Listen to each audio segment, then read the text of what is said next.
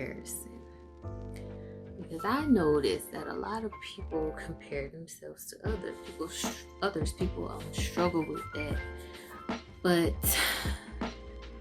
your portion is not their portion, and their portion is not your portion. I think of it like a plate. Like you're sitting down, you're about to eat what's on your plate, but you looking at what they got on their plate.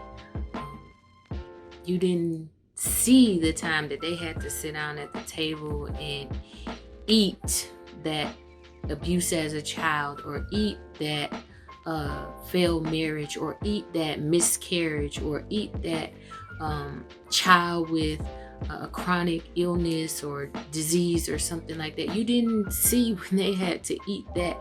But what you're seeing now is the fruit of everything that they've been through. You see the patience they have, the kindness, the love, the joy, the peace that they have. You see all of those things, and you're looking at them and you're comparing your plate to theirs. You're comparing your portion to theirs. We could never do that.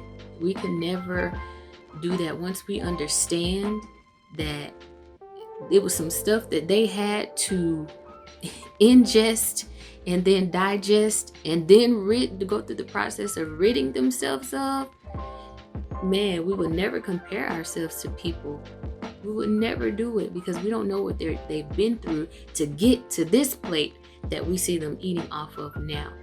So I encourage you not to compare yourself to other people, because you don't know what they've been through. You don't know what it took for them to get to where they are right now. You don't know what cross they had to bear. So don't compare your crown to theirs. Because if you put their crown on your head, if you tried to carry their cross, you would probably fall and crumble under it. God knows how much all of his children can handle. And we know that we wouldn't give a 1-year-old the same size plate or the same size portion that we would give a 21-year-old. They can't even handle that. Their stomach is not big enough for that. Their capacity cannot hold that type of thing. That's why it says God will not put more on us than we can bear. Somebody may have been able to handle a certain situation, whereas another person may have crumbled and failed under that cross if they tried to carry it. So don't compare yourself to anybody else. Just, you know what you get when you get to comparing plates, or when you get trying to compete with other people. You get a baby from a no good baby daddy. You get in a marriage with somebody that you thought you could change, but you can't. You end up with a house or a car payment that you can barely afford. We end up putting something mediocre in that spot that God has something so big for us. We end up with this, let's say house. We end up with this house where, the portion God was trying to put on there was a house and some land. But we was comparing. We was trying to make our plate look like they plate. So we went out and did it on our own. But you don't know how much time it took to prepare their meal.